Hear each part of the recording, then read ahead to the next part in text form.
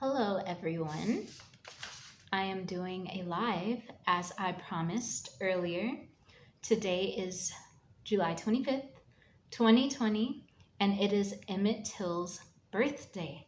Now, if you don't know who Emmett Till was a 14-year-old child that was lynched in 1955. So every year, I take the time out to celebrate his day of birth. So I have a lot of things that we're going to be talking about tonight in relation to Emmett Till, in relation to projects I've been doing about Emmett Till, and we are going to also be discussing the plight of Black children. So I have my notes right here, so we will have some type of order. The first thing I would like to do is to do a libation statement, which is a way to honor our ancestors. And we pour the water on the ground or into a plant and call the names of the ancestors. So today I'm going to be calling the name of Emmett Till and those who were involved with the case that I can remember and those who helped, or the names of Black children who suffered at the hands of racism. So Emmett Till, Mamie Till Mobley, Emmett Till's mother, Medgar Evers, who helped with the Emmett Till case, Ashe, Tamir Rice, Michael Brown Jr., Kennedy, Ashe, all of the children who were stolen from their parents during enslavement, Ashe, Mary Turner's unborn child, Ashe, and for the hundreds and thousands of children who have suffered senselessly for no reason, we remember them now, Ashe. So the big announcement that I am going to be doing for this live is that I have written a book about Emmett Till. Now, I first found out about Emmett Till when I was 14 years old. Ironically, he was 14 years old when he passed away, so I feel some type of connection with him in that sense. The first poetry book I read about Emmett Till was A Wreath for Emmett Till by Marilyn Nelson. It was published in 2005, and it's still my favorite, one of my favorite books in the whole wide world. Marilyn Nelson took the story of Emmett Till and turned it into a heroic crown of sonnets. So each sonnet is using the language of flowers to tell the story of Emmett Till. So that is where I got my inspiration of creating my own book. So I'm going to show it to you now. So this book is called I'll Meet You in the Sky, a Requiem for Emmett Till. It is a paperback book. In the future, I might possibly have hardcover. I did all of the illustrations and the writing. The poems tell the story of those closest to the Emmett Till case. It is available on my website. I have posted the link in the description box if you would like to purchase. It is $14, and the reason I chose that price is because Emmett Till was 14 years old when he died, and I was 14 years old when I learned about Emmett Till. There's also going to be a book signing sometime next month. It is still in the works. So if you are in the St. Louis area, or if you're traveling this way sometime in late August, if you would like to come to the book signing and hear more about Emmett Till, you can do that as well. So now I would like to tell you about the Emmett Till case. If you know about it, then I guess it'll be some type of refresher for you. If you don't, this is your introduction to it. So Emmett Till was a 14-year-old Black child who lived in Chicago, Illinois, with his mother. Now, Emmett was an only child. His father was named Lewis Till. He was from Missouri. And Lewis and Emmett's mother kind of had a rocky relationship. Emmett's mother saw Emmett almost, even though he was her child, it was almost like he was almost like her sibling, because her mother mothered both of them. Mamie was a young mother. She was kind of inexperienced. She mentioned this in her book. If you haven't read her book, it's a very powerful book, Death of Innocence. it tells her perspective, and you learn a lot more about Emmett. So when Mamie had given birth to Emmett, like I guess she didn't know where the babies were coming from because she was very naive. Like, she thought at an early age that if you kissed boys, you might get pregnant, because her mother's like, if you go around kissing boys, you'll come up in a family way. So this boy kissed her, and she's like, oh my God, what have you done? She slapped him, and she's like brushing her teeth, like trying to scrub out her mouth. And her mom's like, what are you doing? She's like, I'm pregnant. She's like, what have you been doing? She's like, this boy kissed me. She's like, oh, you're not pregnant. So Emmett Till's mother, as I said, was just an innocent young lady, but she had good people around her. So Emmett was a very loved child. Even though his mother was a single parent, he still grew up in a healthy home. Now, what happened with Emmett's father was there was a domestic violence case between him and Emmett's mother. And he had the choice of either going to prison or going to the military. So that is how Emmett's father ended up in the military. And when he was in Italy, they accused him of raping an Italian woman. Now, at that time, they were accusing Black soldiers of basically anything. So I don't believe he raped a woman, but they accused him and a couple of others, and they ended up executing Emmett Till's father.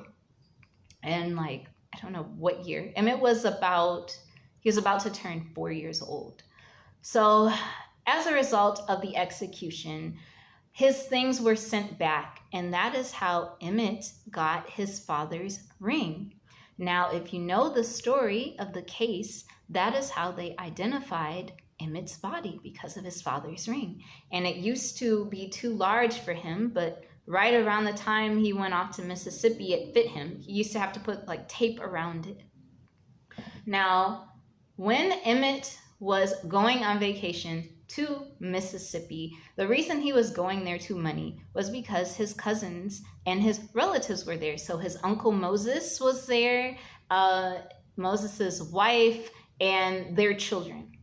So before Emmett left, his mother was like, Emmett, you need to be careful when you're out there, because the white people there are much worse than the ones here. Even if you have to get on the ground and beg for your life, please be careful.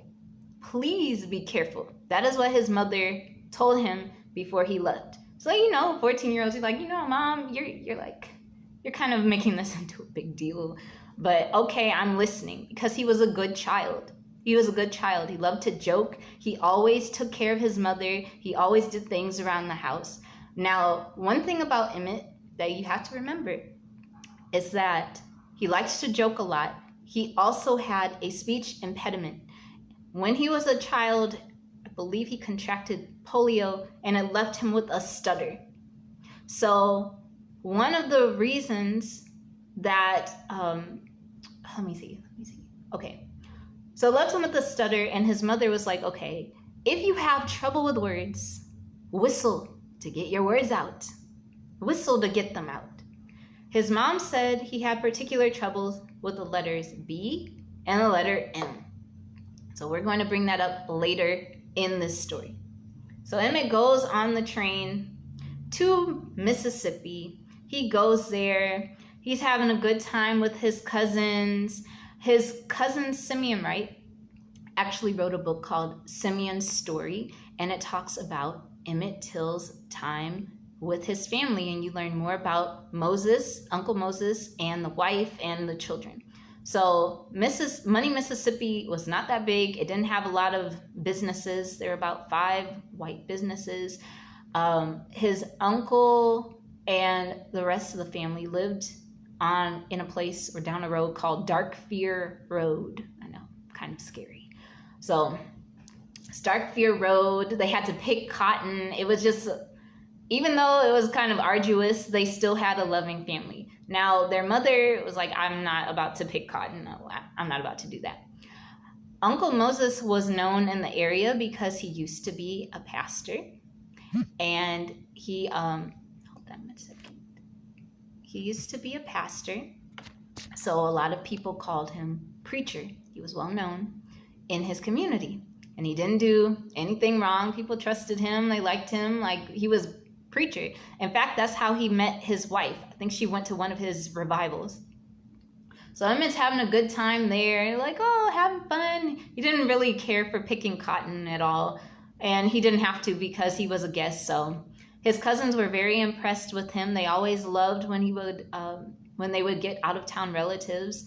He was from Chicago, so it was like fast city life, and it just, impressed them. They're like, oh my gosh, look at his clothes. Look at how he's talking.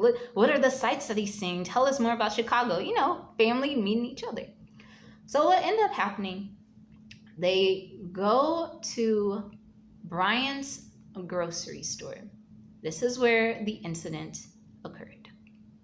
They go to Brian's grocery store, I guess to get something or just hang out. They're just hanging out. And this is where the part that gets confusing, because there are different accounts, and sometimes the accounts are from people who weren't even there. So, according to Simeon in his book, Simeon's Story, Emmett went into the store where Carolyn Bryant was. Carolyn Bryant was a young white shopkeeper. She was married to Roy Bryant and his brother, J.W. No, she was married to Roy Bryant, who was the brother of J.W. Milam. J.W. and Roy were half siblings. But even though they were half siblings, their family was tight like this. Now, Roy, or I think both of them had been involved in the military. But in my personal opinion, out of the two of the brothers, I personally feel that J.W. was the more violent one. He had some anger issues. And if you even read, there's this book called The Blood of Emmett Till. And they talk about the family and Roy Bryant and Carolyn Bryant. Carolyn was like, I guess they call her a beauty, she's a beauty pageant. Her family was maybe the grade or maybe 2 grades above, in my personal opinion, above her husband's family. They were kind of, yeah, So anyway, so Emmett, according to Simeon, went into the store, and he was in there for under a minute, according to Simeon. And then he went out. According to Simeon, Emmett made some remark about like, oh, that lady's pretty, and then he wolf whistled, according to Simeon. And it was just to entertain his cousins. Now, mind you, he's 14 years old. Like, 14-year-olds do, crazy stuff.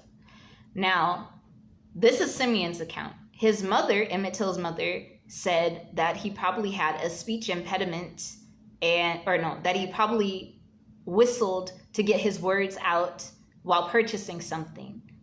But his mother wasn't there. If you read Simeon's book, he's very specific about the details of what he saw and what he witnessed. And he died maybe like 2017, 2018. And he said that a bunch of people would come and talk about their opinions, but they weren't there. So this is the account that I'm giving you from Emmett's cousin. Now, mind you, whatever happened in the store, it really didn't matter, because what happened to Emmett Till should have never happened at all. But Carolyn Bryant went, she said, to go get her gun. In fact, when you read in the court trials in this book, The Lynching of Emmett Till, a documentary narrative, on trial, Carolyn told a very different story.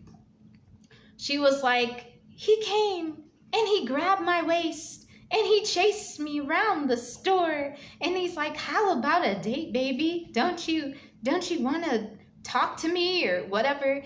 I'm like, lady, if he was doing all of that, you would be screaming. But I digress. So after that, the cousins knew what had happened. They knew what was going down, and they knew it was time to get out of here. Simeon said that when Emmett saw their reaction, he knew that he had done something wrong. Hold on. He knew he had done something wrong. Emmett did not know the rules of the South. He didn't know the rules of the South. They were very subtle. You don't say hello to a white woman. That is considered rape. Rape. You don't touch her hand. You don't wolf whistle at her. You don't even look in her eye. But how is Emmett supposed to know that growing up in the environment in Chicago? How is he going to know that? They made sure before that point to watch Emmett Till, because earlier that week, he had set off fireworks outside of like a store. They had gotten fireworks to like shoot off things.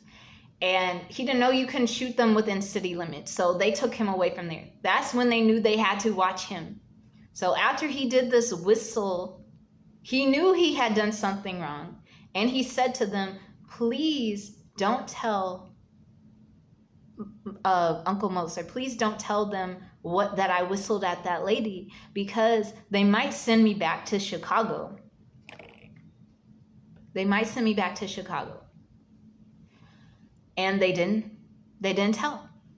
I think if they had told, Emmett Till probably would have still been alive. But the more I read about him, the more I feel like this whole thing was almost divinely orchestrated, because there were so many opportunities for Emmett to get out of there. Yet every block was placed for him not to get out of there. So there must have been some divine orchestration for a bigger picture. I don't know. That's the only silver lining I can find. So maybe a day or two passes, and the cousins are still having fun. They kind of forgot about the incident, but the town did not forget about the incident. So rumors started circulating around, and there was talk about what happened at the store. Now, mind you, nothing really happened at the store except a whistle. All he had to do was make him apologize. But you're thinking in the minds of lynchers, which don't make any sense. So they went to, I can't remember, like Greenwood or some other part of Mississippi, where there was just movies and different things. So they had a good time. You know, the cousins went out and hung out. And that was basically Emmett Till's last night of fun. So they go back home at 2 a.m. on August 28th. There's a knock on the door, and it's J.W. Milam and Roy Bryant. Emmett's uncle opens the door. He's like, what is it? What's going on? They're like, we came to get the boy who's done the talking. So Uncle Moses knew what was going on. He knew what was happening. He knew that they were trying to get Emmett Till. If you get Simeon Wright's book, he shows a layout of their house, because Simeon was there the night that Emmett was kidnapped, was abducted. So they go through the house and they're just looking for Emmett. Then they see him. He's asleep. Now, I believe his aunt was trying to wake him up to get him out of the house, because he knew what was gonna go down. She knew what was going to go down, but he just wouldn't wake up. So they take Emmett away. They take him away, and his aunt is begging them. She's like, please, she's just crying. She's crying to tears. Please don't take him away. I'll give you money. I'll give you anything. Please just don't take him away from us. But nothing that she did would stop these people from taking him away. Emmett's like, I forgot my shoes, or my socks, or my shoes. They're like, you won't need shoes where you're going. What? All of this for a whistle? Are you really an adult? Then, after they leave, or after they're on the way out, he's like, one of them, I don't know if it was JW or Roy Bryant, threatened the uncle. Was like, if you tell anybody what it was us, you won't live to see 65, because they asked him how old he was. Now, what's interesting is that they took him to a car And I don't know who it was that heard a woman's voice, but they took him away. Now, Roy Bryant and J.W. Milam, personally, in my personal opinion, were not the only ones involved in the Emmett Till case, because the more you read about it, you see there were actually multiple people involved in this case, in this lynching. There was possibly Carolyn Bryant, possibly, and that would make sense, because if somebody heard a woman's voice, then they probably would have used her to identify who it was. There were also possibly 1 or 2 Black people involved. I don't know why they were involved. I don't know if they were threatened or if they were just in that life or whatnot, but apparently there were about 2 Black people involved in this whole lynching thing. Moses Wright did have a weapon in his house, but if he had defended himself and his family, they would have all been dead. It would have been a bloodbath. So there was really nothing they could do. So they take Emmett away, and the whole family is traumatized. The entire family is traumatized.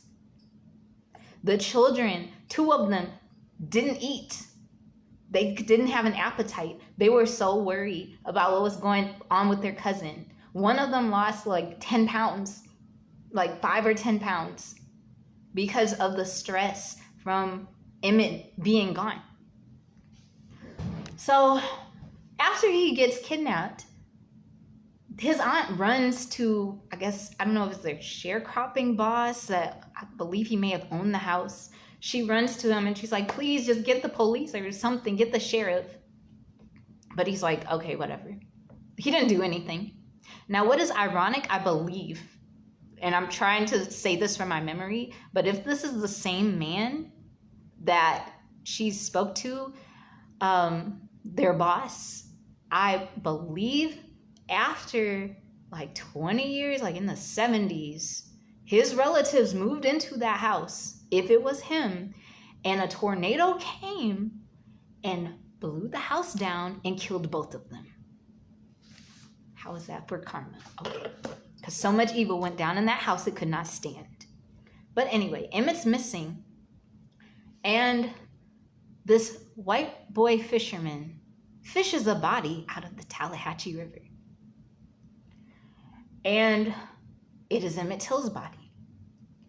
And they know because it's, his ring. His father's ring was on his finger. That is how they identified him. Later on in the case, they kept trying to say, we don't know if it was a Black man or a white man. We don't know if it was a Black man or a white man. Well, you sent him to a Black funeral home or a Black mortician or whatever. You identified his body as Black, even though it was bloated and everything. So they were trying to bury him in Mississippi.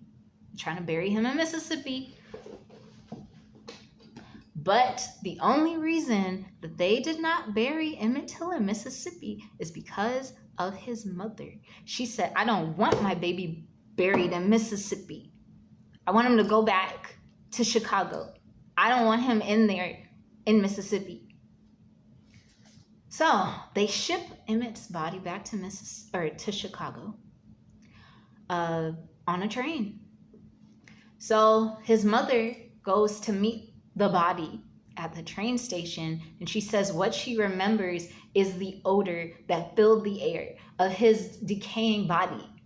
It was just overwhelming odor, and she just had a complete nervous breakdown. She had to be held. So she's just screaming and screaming and screaming and screaming and screaming at the train station because the box, they put him in a box within a box. They put Emmett's body in a box within a box. There on the first box, there was a seal of Mississippi, and they're like, you cannot open this box. You can't open this box. It has a seal of Mississippi on it, and you can't open it. It's against the law. She's like, how am I supposed to obey you? This is my child. Like, what the heck? So they take his body to the, I guess, I can't remember what his name was, but they take it to a funeral home. I want to say it's a black funeral director, but don't quote me on that.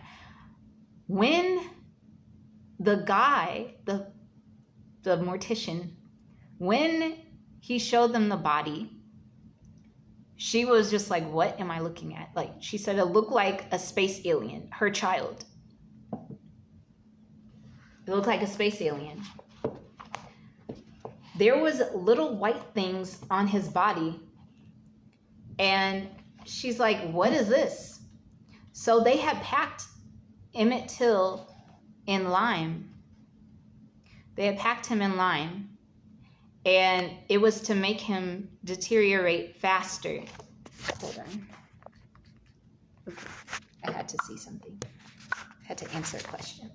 They had packed his body in lime to make him deteriorate faster. So according to his mother, I just want to read this to you. She said, at a glance, the body didn't even appear human. I remember it looked like something from outer space. So she goes through every part of his body. She goes from his feet all the way to his head. She said, I decided that I would examine him from his feet to his head. I knew I could do it that way. I needed to do it that way. So she went to his knees and everything was like, looked the same. Then she said, okay. I moved on up a little further and stopped at his private area, just long enough really to see that everything was still there.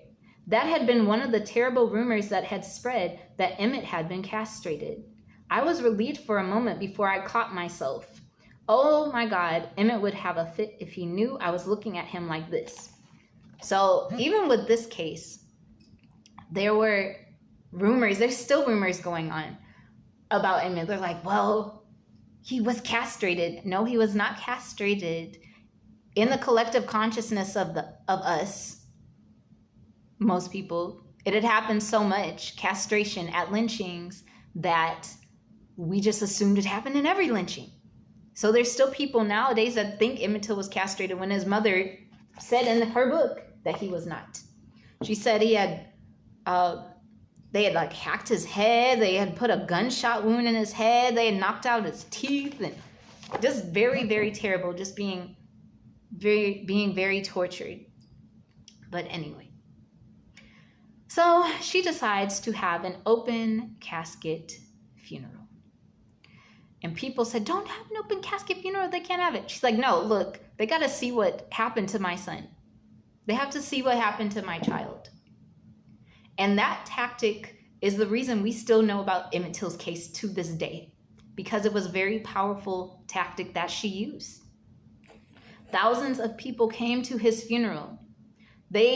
The numbers range. There's like 50,000, 100,000, 20,000, 10,000, but it was in the thousands. And people were so disturbed by it that there were people fainting at the funeral. There were people crying, just passing out. They couldn't stand. It was very traumatizing.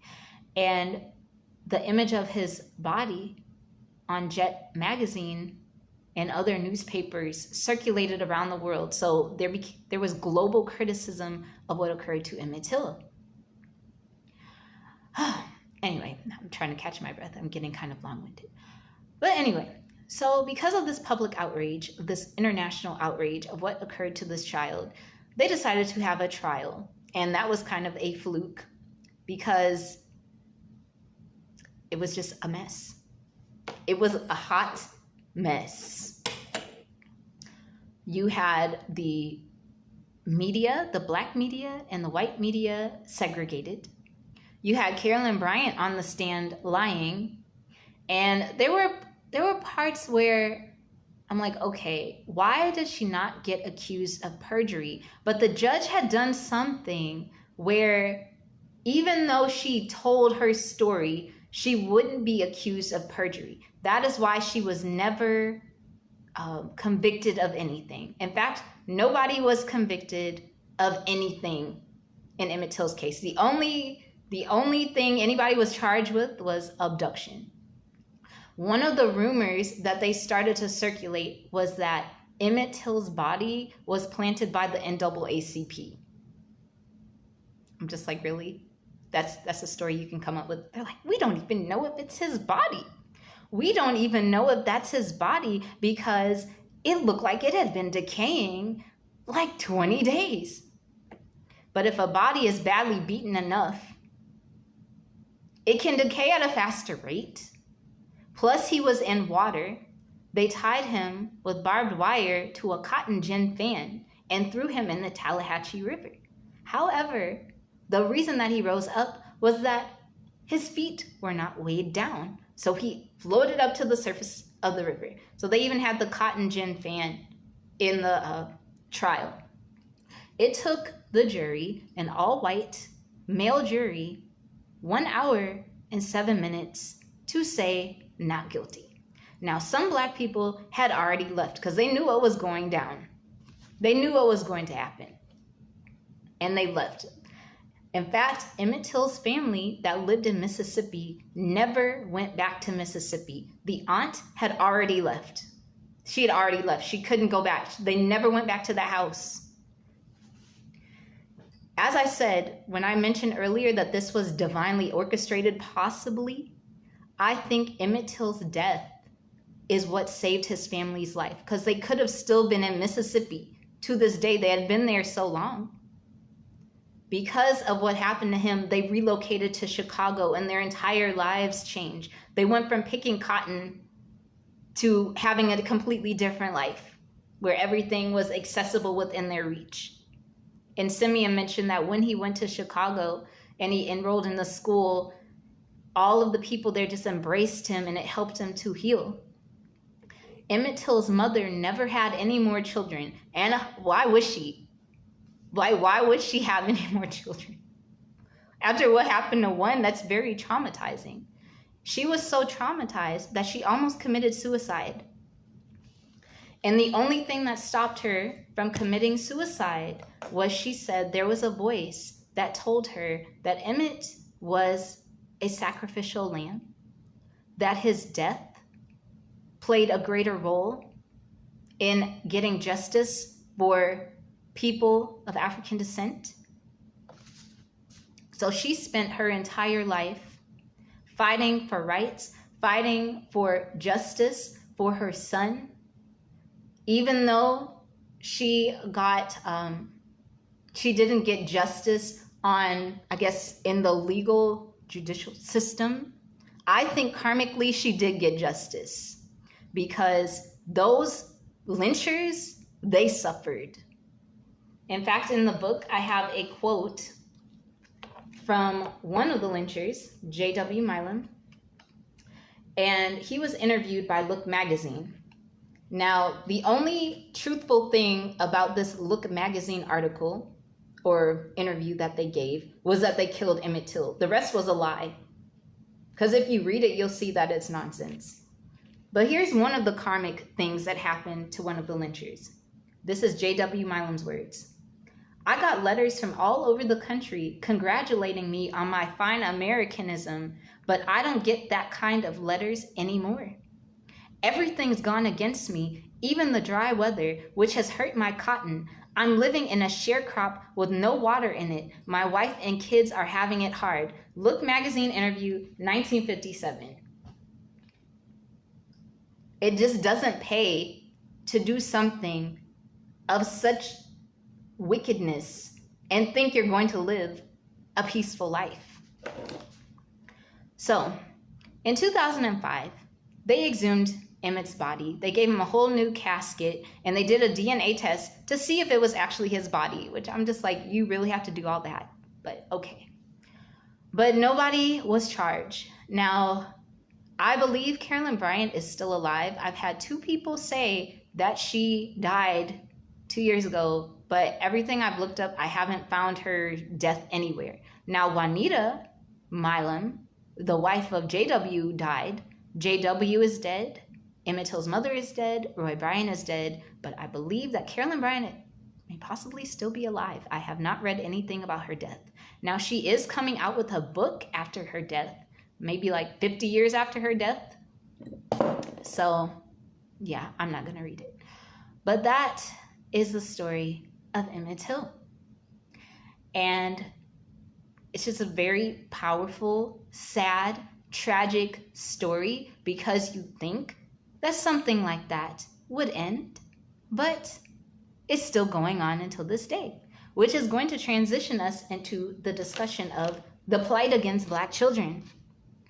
I have some notes of some things that I have seen in my own personal life in regards to Black children being discriminated against, being abused by the system. So I'm going to tell you these things, and I'm going to offer you some type of solution that I've come up with or solutions other people have come up with, because you have to have a balance. You cannot just speak about a problem without trying to create a solution to solve this problem.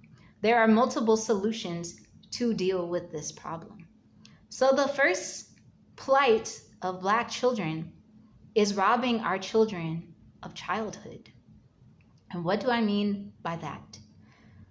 Black children do not have the luxury of, well, how did I say luxury? Luxury of being a child. It's almost as if society forces them, pressures them to grow up faster than other children. I worked with children for 13 years. I've seen it with my own eyes, the difference in how certain adults will talk to a Black child and talk to a non-Black child. Even in Emmett Till case, if you read Carolyn Bryant's testimony, she calls him a man. Oh, this man came in the store. This man came in here, and this man did this Negro man.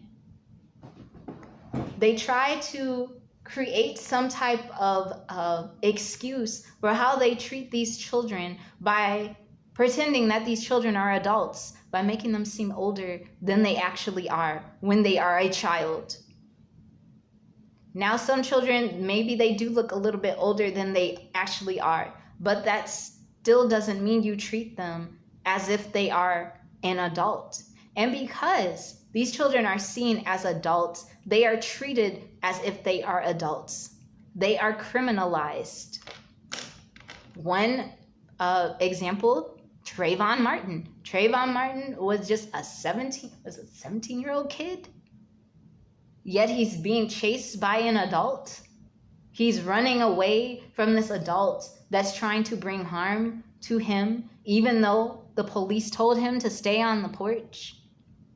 I don't know why George Zimmerman wasn't charged with assault against a child, at least. I mean, you didn't charge him with murder, but you did, stalk a child. But okay.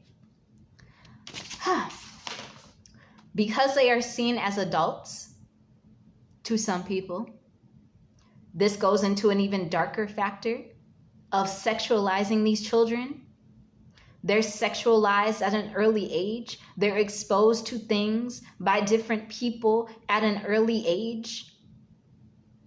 People don't shield them from seeing certain things that they are not ready for, that they don't have the maturity for at a particular age. I'm talking about the clothing that they're wearing, the music that they're listening to, what's going on in the household.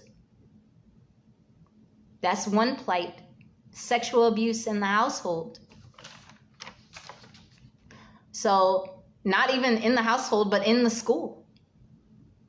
Just look, some teachers, educators will treat one group of children different than another group of children.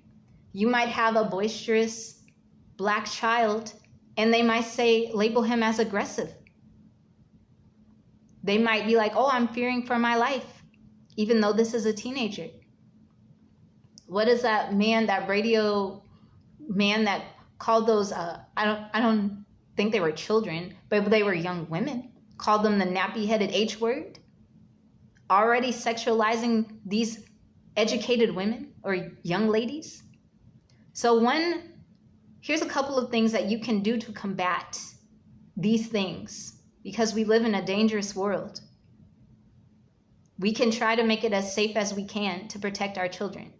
One thing is to monitor what your child is watching, what they're hearing, what they're reading. Yes, what they're reading. Because some people, they'll watch what they're looking at, they'll watch what they're listening to, they'll watch what video games they're playing, but they're not watching what they're reading. Watch what the children are reading. Do background checks on people. Don't just send your child to school. We're just sending them to school and don't even know who these people are. Do background checks on these teachers. Listen to what your child is saying. Listen to how people are talking to your child. Listen to the jokes that people are saying around your child. Don't have them around conversations that are not within their age group. Monitor the toys that the children are playing with. Because they're having these grown up looking toys. Like, why? Why do you have these toys for these children? I can understand you're learning about parts of your body and different things, but remember when the Bratz dolls came out and it was just like, what? Why are these brats dressed like streetwalkers? But okay. Emphasize that your child is a child, even to your child. Because, you know, they're still growing up. They're like, I'm 14 years old. I'm grown. You can't tell me what to do, Mom. I don't care if you had to put ribbons in this child's hair. A baseball cap on them. You have to emphasize that they are a child and treat them as such. There used to be a time where children couldn't wear certain hairstyles because they were not old enough. We have to have this transitional phase back into the community. Another plight against Black children, caught in the crossfire. Caught in the crossfire of what? Caught in the crossfire of bad situations. Whether it be gangs, whether it be the wrong friends, whether it be the wrong place at the wrong time. Because people are crazy right now. Or they've been crazy. So one way that you can combat this, monitor who your child is. No, monitor your child's friends. Who are they? Who are their parents?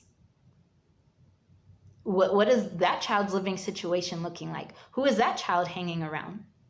There is this book called Battle Hymn of the Tiger Mother that was very controversial. It came out a couple of years ago. And one of her rules was no slumber parties. Her daughters couldn't go to slumber parties. And when I read that, I didn't understand at the time. Because when I was a child, I went to slumber parties all the time. I was like, okay, like that's kind of lame. But now that I'm an adult or older, I can understand, because you are literally putting your child in a household that you do not know of. You don't know who lives in that house. You don't know how the people operate in that house. You're leaving them overnight. You don't even know who the children that are there. You don't want your child caught in the crossfire of bad situations. Another thing, education, that's another plight against Black children. Discrimination in education, racism in the curriculum. I went to a school with a very racist curriculum. I can say that now. I didn't know as a child. But now that I compare the curriculums from what I know now, I'm like, this is not accurate. You know, some children are very intelligent, but they will try to make them seem like, oh, this child has a learning disability, even though you can have a learning disability and be intelligent, but they're trying to put them in like a remedial class. I know a child, she just graduated from high school. When she was in, I don't remember what grade she was in, like second grade, third grade, she scored the highest in her school, her school, for the MAP test. And they tried to put her in, I guess, a remedial learning class, like a special education class, even though she was the top ranking of her school. This is a Black child. So you have to really monitor what is going on with your child's education if you're sending them to school. Look at their homework. Look at the teacher's notes. Because sometimes the teachers will have discrimination against the child. If the school will sometimes pressure medication, they'll try to make you medicate your child. So one option that you can do is finding for your Black child you have one. Finding maybe a Pan-African school, a traditional African school, or homeschooling. Join a homeschooling group. Get homeschooling programs. I know a couple of people that homeschool, and it's great. I knew a lady, or no, I still know her, but she has a homeschool, and I watched her homeschool for a year, okay? Her 2-year-old or her granddaughter had a painting show at 2 years old. She could do yoga, and she played 3 instruments, and she could read. This is when she was 2. Her grandson was 7 years old, doing geometry and algebra, and reading on a college level. Because when you homeschool, you can take the curriculum as fast as you wish, as fast as you desire. All schools should be created equally, but they are not. It's going to get to a point where you get what you pay for. Like back in the olden days, where if you didn't have money, you couldn't go to school. So keep that in the back of your mind. Homeschooling as an option. Another plight of black children, missing black children. You don't know how many times I've been walking the streets of St. Louis and seeing a flyer of a missing child that I didn't even hear about on the news. And I'm like, how long has this child been missing? And they don't look for them either. Now, my friend Theta, her child, Christian, went missing, and she kept his story alive. She has Looking for an Angel, her organization, Looking for an Angel, and it's for missing persons and helping families with helping families go through the grieving process, keep bringing awareness of missing persons, not just black, but there is an emphasis on like black missing people, because they don't get any news coverage. They don't look for them. They're like, oh, they probably just ran away. You're just going to assume they ran away. I remember back in high school. Oh, this story made me mad. I remember back in high school, there was this little baby that got kidnapped. And they sent out the National Guard for her. She was newborn. Now, what was interesting was they emphasized like, oh, she's probably not in any danger. She's probably not in any danger. She's okay. She's okay. And they found her alive. That same week,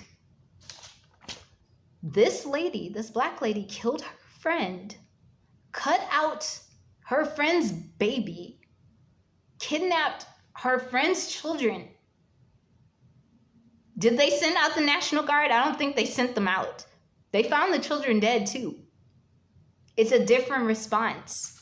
So one way to combat this is to just increase more in, like, if you know somebody is missing, somebody of color, like blast it on your page, make flyers, have search groups. There is a St. Louis Search and Rescue. They find people. They found like a couple of people, and they helped this girl who was having like this mental issues. You have to show that you care. You have to go out there and look. This is our children. It's our community. And people just do anything to them because they know or they assume that nobody is defending them or going to come to their rescue or aid. You have to know that if people think you don't have a defense system, they feel they can do anything to you and disrespect you. Another plight of black children, and this is a big one, self-esteem issues. Self-esteem issues stemming from just who knows how far back. I would say even maybe beyond enslavement. Colorism. People making assumptions like, oh, you're black, you can't read. Or, oh, you can't do this because you are black. And just making them feel a certain type of way. Now it's been getting better over the years. Like you had a show like Awkward Black Girl where it's like, I'm awkward. That show is hilarious to me. But like not all black people are created the same. You know, we're different. We are human beings. We have different personalities. We come from different backgrounds. Some of us come from wealth, where we could just spend billions of dollars. Some of us have nothing. We're just poor. Some of us are quiet. Some of us are loud. Some of us want to be just like a nun. And some of us just want to be just sensual. Like, it all depends on the individual. And sometimes where the low self-esteem for some Black children will come from is people trying to force them into a box, into some type of made-up archetype or character that society is trying to project onto these children. And it is not who they are. They don't get a chance to be their own individual selves.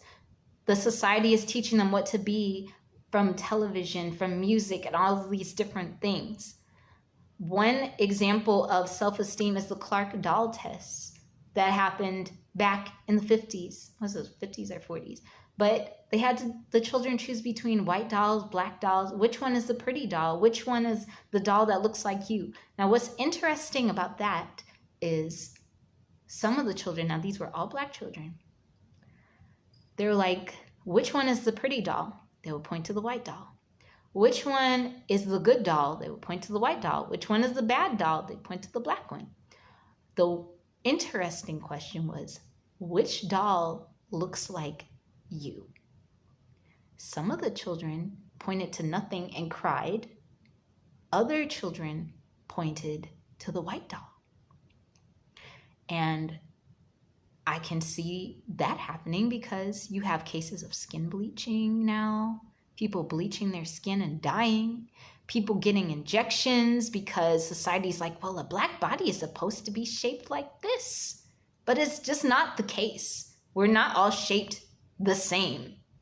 Not all of women have an hourglass figure, and not all men have an 8-pack with biceps the size of Saturn. It's just not reality. So it is, in this case of the plight against Black children, the main thing we have to do is become the voice for Black children, to become the defense system for Black children, preserve their childhood, because there is an attack on childhood in general, but especially on children of color. Even if you are not Black, everybody should protect the childhood of Black children. Because it is important. Childhood is an important part of developing into a healthy human being. So that is all I have to say for tonight. I hope you enjoyed this video or this live. If you would like to purchase my Emmett Till book, I have it on my website, and I will keep you updated on the book signing, which will be occurring possibly sometime next month, and you're all invited. You can bring your friends and everything. So talk to you later, everyone, and have a nice night. Bye-bye.